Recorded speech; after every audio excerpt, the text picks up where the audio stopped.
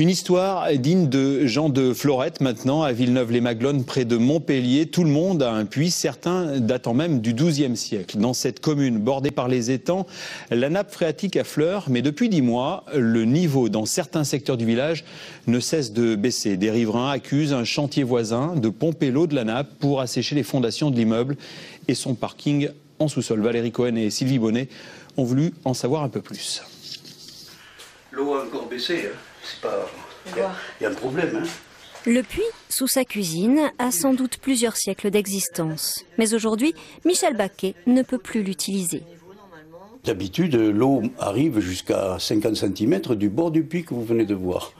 Et là, je vous dis, depuis 1 an et demi, quand on a 80 cm d'eau, on est au maximum. Donc quand vous avez des appareils pour pomper l'eau pour votre jardin, ou si vous les avez branchés sur les toilettes par exemple, vous ne pouvez plus, puisque la crépine va dans la vase du fond. Donc voilà, on peut dire qu'on est à sec. 2 rues plus loin, chez les Roussel, même constat.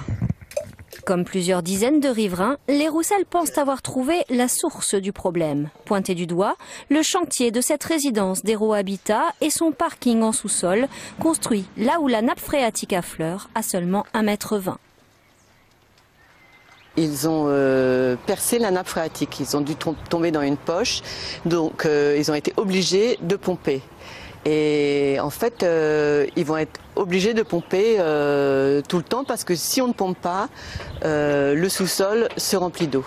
L'eau serait rejetée vers les étangs tout proches, nuit et jour, depuis 10 mois, à raison de 50 litres toutes les 23 secondes. Pourtant, seul un sous-sol sur les 2 prévus au départ aurait été construit, mais sans cuvelage, une sorte de coffrage étanche. Selon la mairie, une étude hydrogéologique a bien été menée, le problème viendrait d'ailleurs. Ce qu'il faut dire, c'est qu'il y a des forages pirates qui se créent en amont, ou des cultures en amont, et qui pompent dans les veines. Donc pour vous, le problème, il ne vient pas de ce chantier? Pas du tout. Il y a de l'eau qui coule parce qu'ils n'ont pas fini le chantier. Il faut quand même attendre que le chantier se finisse. Mais voilà qu'un nouveau projet fait déjà surface. Cette fois, les riverains ont intenté un recours en annulation du permis de construire devant le tribunal administratif. Les paysans